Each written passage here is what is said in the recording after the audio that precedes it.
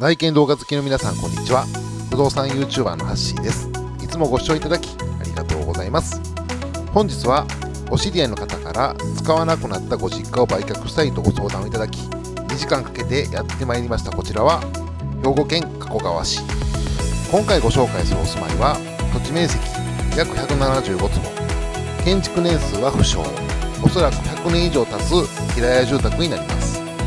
今回はお荷物そのままになりますので、生活感そのままをお届けする形になりますことをご承知おきください。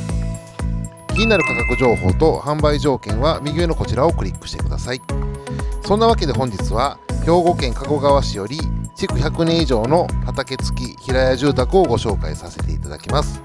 ぜひ最後までご視聴のほどよろしくお願いいたします。それでは行ってみよう。はい、ということで本日は兵庫県加古川市よりこちらの古民家住宅をご紹介させていただきます。築年数は約100年というふうにお聞きしてるんですが、実際の築年数は不詳となっております。はい、ということでまずは中をご紹介させていただく前に外回りからご紹介していきたいと思うんですけれども、今回この前面道路、こちらが非道路になっているので、はい、この土地自体はですね、再建築できない土地に建ったお住まいとなっております。なのでこれをリフォームして使っていただくような形になります。あとこっちが南側なんですけれども、今ちょっと私車止めさせていただいてるんですが、この砂尻の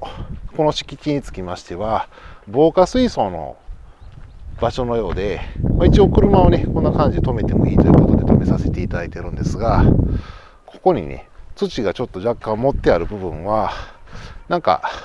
土俵のような形で使っておられるそうです。地域の方のコミュニティで相撲を取ったりとかされてるんですかね。はい。でこれちょっと敷地ではないんですけれども、今回の対象不動産につきましてはこのシャッターのついた小屋の部分と、あとこの今瓦がちょっと落ちてたりするんですが、このビニールの敷き詰めてあるこの黒い部分、この西側も対象不動産になっておりますので、はい、もし場合によってはね、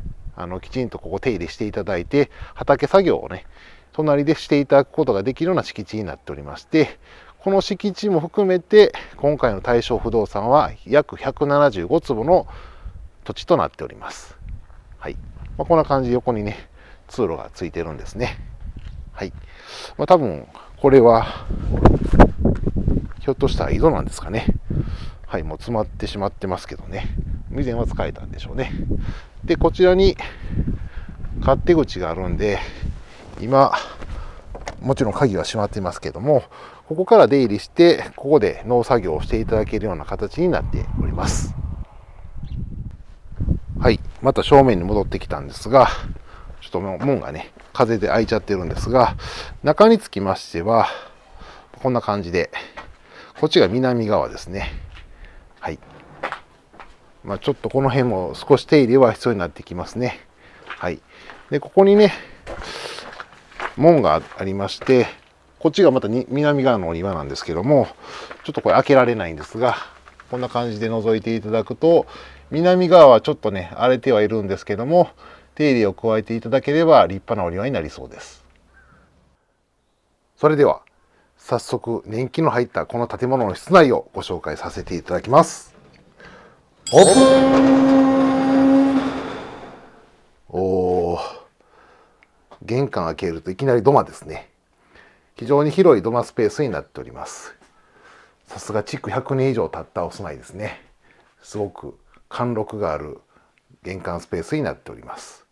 はい、非常に広いですね。たくさん物は置いていただけそうなんですが、今回は残地物がそのままになっておりますので、結構室内は荷物がたくさんございます。でこちら土間入っていただいて、最初の引き戸を開けていただきますと、手前にちょっとこたつが置いてあるんですが、約 4.5 畳の和室スペースがありまして、その奥に3畳の和室、今こちらに引き戸がついていたものを外しておられるんですけれども、つなげて約 7.5 畳ほどの和室スペースになっております。あとこの和室の南側に縁側がございまして、こっちがちょうど南側になるんですね。はい。先ほどご紹介したお庭スペースがこのようにご覧いただけます。で、奥につきましては、このような形で上を見上げていただくと、板間がむき出しになってますね。はい。エアコンのダクトも、はい、結構トリッキーにつけてあります。はい。で、この 4.5 畳の北側に、こちらダイニングテーブルが置いてあるんですが、こちらで食事を取られていたようですね。はい。これね、カップボードなんかも結構そのままなんですよ。はい。で、冷蔵庫もあったりするんですが、はい、本当に空き家って感じですね。はい。で、こちら北側の壁に沿った形で、結構横幅のあるキッチンがついております。瞬間湯沸か式タイプですね。で、こっちが北側の、はい、窓になっておりまして、北側にも少し庭スペースがあるようです。はい。この荷物につきましては、売れた段階で売り主様に撤去していただく形になるかと思います。はい。どんどん奥進んでいただきますと、またこちら土間スペースになっているんですが、ここ一段下がっていただいて、この辺りは昔のキッチンですね。タイル張りになってまして、はい、すごく年季が入ってるんですが、この辺りもね、手を加えて再利用していただくと、すごいレトロ感を感じていただけるような使い方ができるんではないでしょうか。上はね、こんな感じで波板なんですよ。もう手の加えるところは結構たくさんあるかと思います。そして、こちらにお風呂スペースがございまして、お風呂につきましてはタイル張りのタイプですね。はい。浴槽については箱風呂タイプなんですが、一応追い焚きはできそうな感じですね。はい。で、こちらにね、一応窓はね、ついてはいるんですけども、はい。あんまり実用的ではないですね。はい。で、洗濯機が手前と手洗いがあって、奥につきましては後ほどご紹介させていただきます。ダイニングスペースに戻ってきたんですが、まずね、天井高がかなり低いんですよ。もう私が手を上げればすぐ届くぐらいなんで、おそらくここの天井高で2メーターぐらい、こっちの母屋ですかね。こっちは結構天井高は高いんですけども、この北側につきましては一気に天井高が低くなっております。そしてこのキッチンの横に約6畳ほどの和室スペースがあるんですが、やはりね、こちらも荷物がたくさんありますので、はい、ちょっと6畳の広さは少し感じにくいかもしれないですね。はい。で、こっちが壁一面の収納スペースで、北側にも約1畳ほどの収納スペースがついております。で、このダイニングスペースからこっちにまた入っていただけるんですけども、こっちが約3畳ほどのスペースなんですが、はい、ここもね、かなり荷物がたくさん置いてあります。床がだいぶきしんでるんで、ちょっと補修は絶対いりますよね。で、ここはね、天井高本当に低くて、ここもね、2メーターはないかもしれないですね。で、こちらに引き戸があるんですが、開けていただくと、一応お外に出られるようにはなってるんですが、まあかなり隙間風が入るお部屋になるかと思うんで、これからの時期は結構寒いかもしれないですね。はい。で、こちらね、ちょっと開かないですね。で、この4枚の引き戸開けていただくと、なんと奥につながる通路がありまして、つながってるんですね。はい。増築されているのかもしれないですね。はい。で、こちらが約6畳の和室スペースになっております。奥に壁一面の収納スペースがありまして、懐かしいですね。これは誰ですか？あ、アキナですね。はい。アキナのポスターもついております。はい。で、こちらソファーがありまして、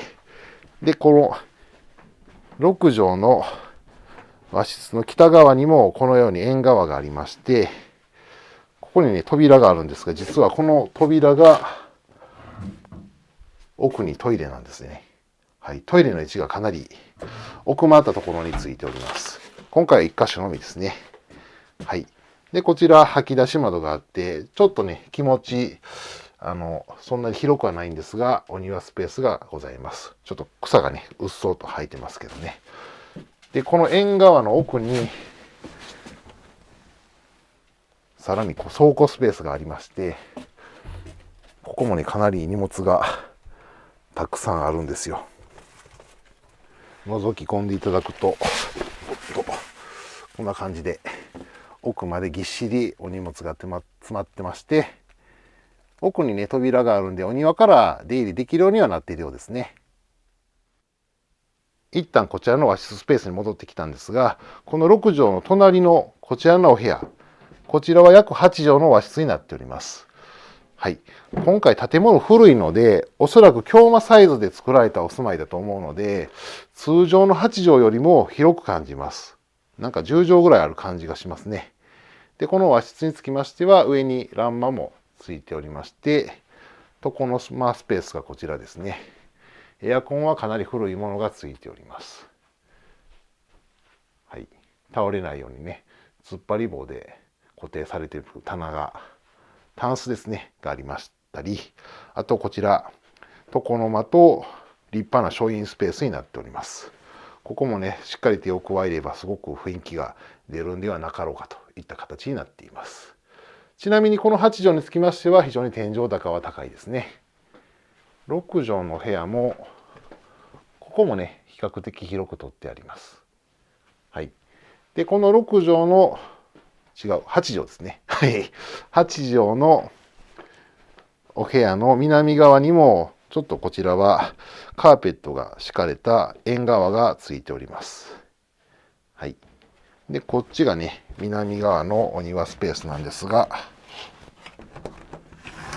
開けていただくと、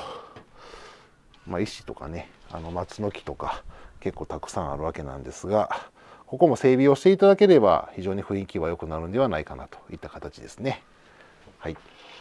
で、さらにこの書院の奥に引き戸がありまして、こ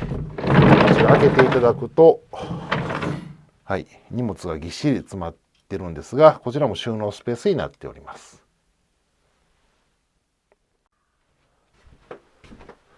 はい。ということで、縁側を歩いていただくと、こちら少し段差があるんですが、はい。最初にご紹介させていただいた縁側とつながっております。はい。ぐるっと一周回れるような形の、はい、昔ながらの田舎物件となっております。最後、建物の東側の倉庫部分をご紹介してなかったので、こちらをちょっとご紹介していきたいと思うんですが、まず玄関開ける手前にですね、こういう片引き扉があるんですが、ここはトイレスペースのようですね。ちょっと荷物がたくさんあるのでわからなかったんですが、トイレと奥もそうですね、はい、和式で昔ながらの汲み取り式の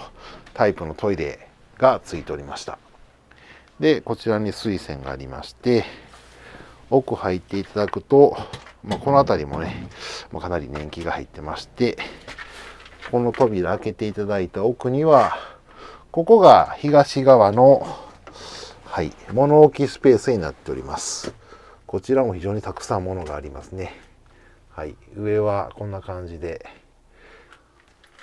木目がむき出しになっております。で、こっち入っていただくと、お部屋に入れるような形になっているんですが、さらにね、こちら奥歩いていただけるんですけれども、はい。で、こちら開けていただきましたら、こっちがですね、北側の庭スペースになっておりまして、ここに手前に木があったりするんですが、一応ここにね、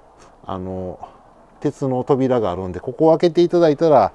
ここから出入りはしていただけるような形になっております。